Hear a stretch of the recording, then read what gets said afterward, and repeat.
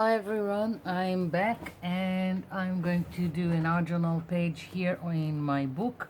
This one I've made the last video, and I've picked some distress ink pads by Tim Holtz when I was away, and of course I need to try them. Now I haven't really used them before. I only had one, the walnut stain, and I usually used it to just to stamp regularly and to darken edges of all kinds of projects.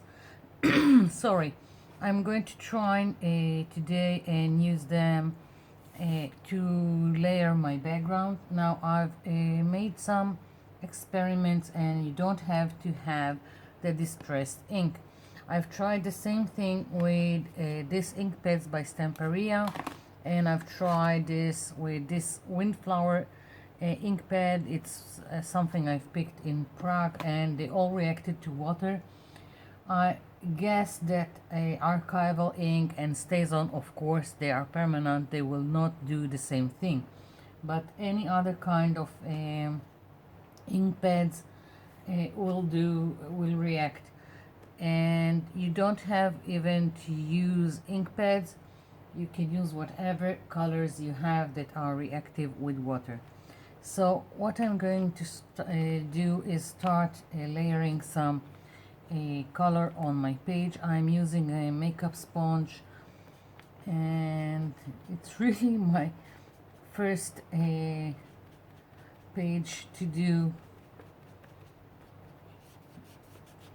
with this distress inks, and let's hope something will come out of it. I'm just putting down some color in several places. Maybe I'll try and just blend a little. Don't really care.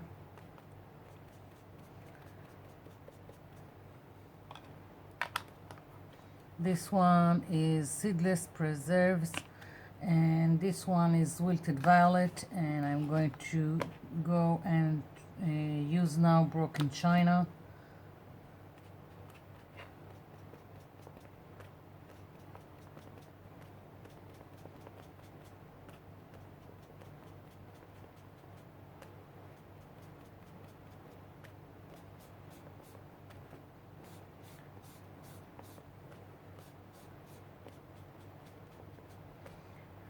I'm going to activate it later with something damp, not sprayed water.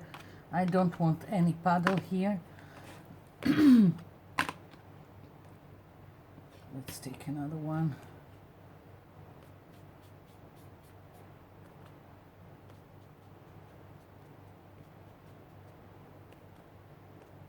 Just playing with the color. I guess I can also try and put directly some color like this, but I'm more in control with using the makeup sponge. So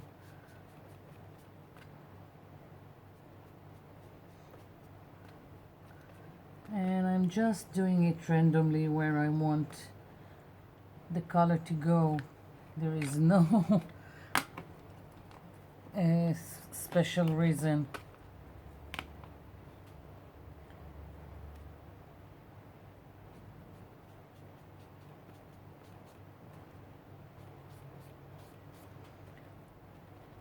I'm trying to in several places to blend, and several places just to lay down color.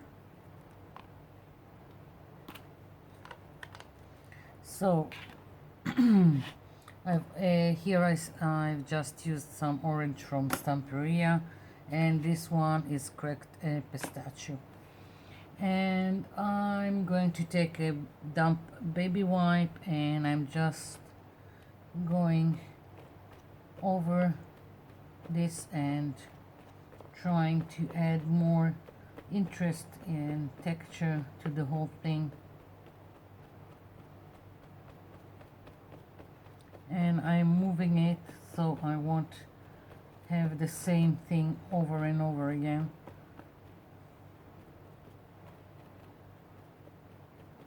And I'm going into the white just so it won't be so white. As you can see, also when I've gessoed, I've kept the text of the page showing through. I think it will just add to the whole thing. So I'm going to stop now before I create mud, and I'm going to let it dry before I'm moving on to my second layer. I'll be back. I'm back. So next I want to stamp here and create more to the background, more details, and I'm using this stamps that I've bought I've ordered from AliExpress, and I use them as a background to add texture, to add interest. I don't care what they are saying, what appears on them. It's just something to add to the whole. So again, it doesn't matter what kind of stamps you've got, use what you have. I'm using something that has a lot of detail that I can add as a background. And now I'm using archival ink, which is a permanent ink and won't react to water.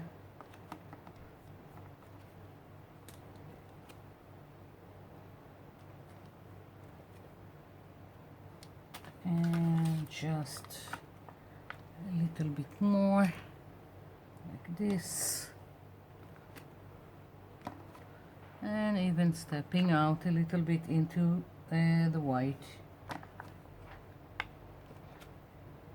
Yeah, kind of looks like a mess right now. I hope it will take more shape as we go along.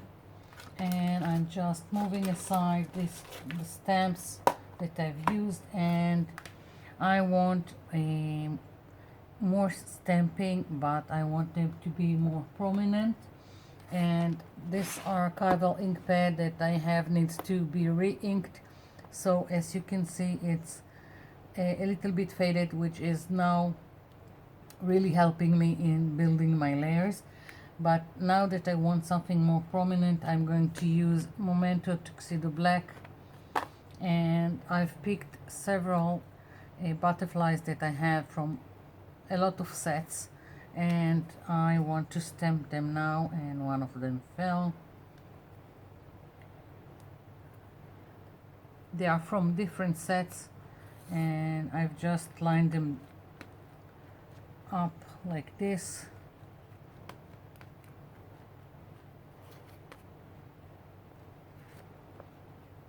And I really want them to stamp well. Yeah, no, this one didn't take, so I'm removing it, pushing it down, and that's how I always get my fingers all inked up. Yeah.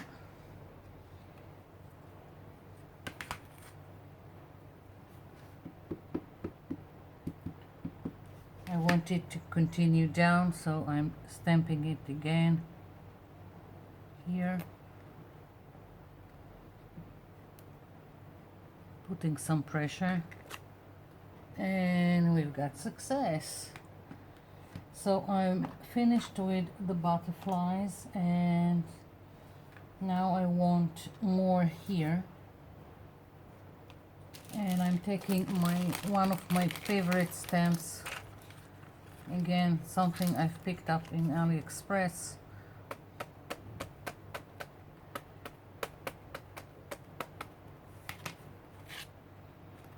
and you probably can guess this is going to be the base for my focal image, although the butterflies will tie in nicely with my focal image.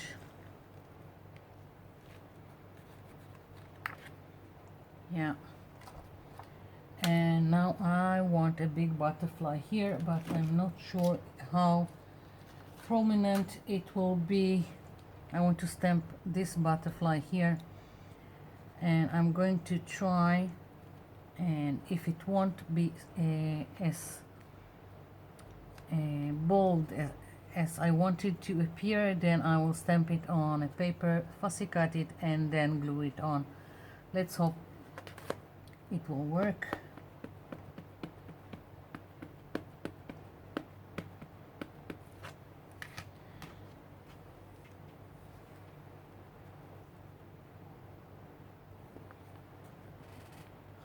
I'm putting pressure because I really want it to stamp well and be prominent. This is the focal image of this page,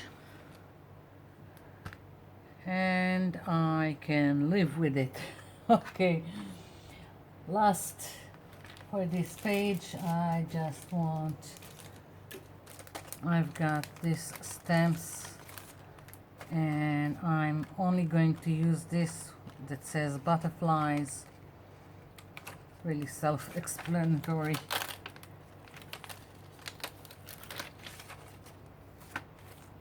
And I thought I would stamp it with the black, but now I'm thinking that I'm going to stamp it with the colors I've used to in the background,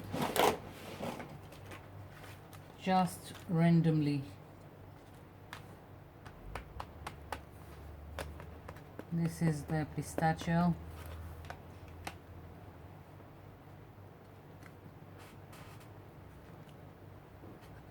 And moving on, I'll clean it a little bit on some paper so I won't have a mix of the colors. Now I'm using the seedless preserves.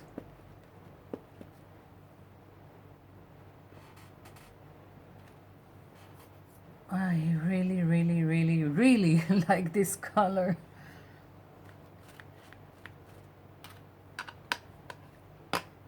And now broken china.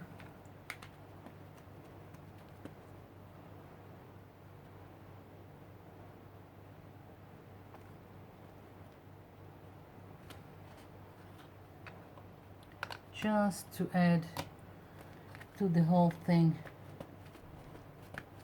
And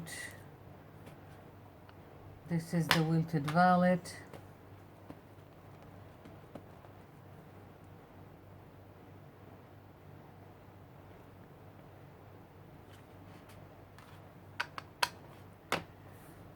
And at last, I think I need the orange color that I have from Stamperia. And I've managed to smear ink all over my ink block, acrylic block. Yeah, this is it. That's my page. I really like it, and it was nice playing with all this ink. I hope you liked it and that you will try your own. Again, you don't have to have the distress ink or this same stamps. Just play around with whatever you have and have fun. So this is it for today. I'm working on fall leaves for my next video, and I want to already show you what I've got. I've already tried them, and it's so simple, and I've tried to make it so you can do it at home with whatever you want. The only thing you need is some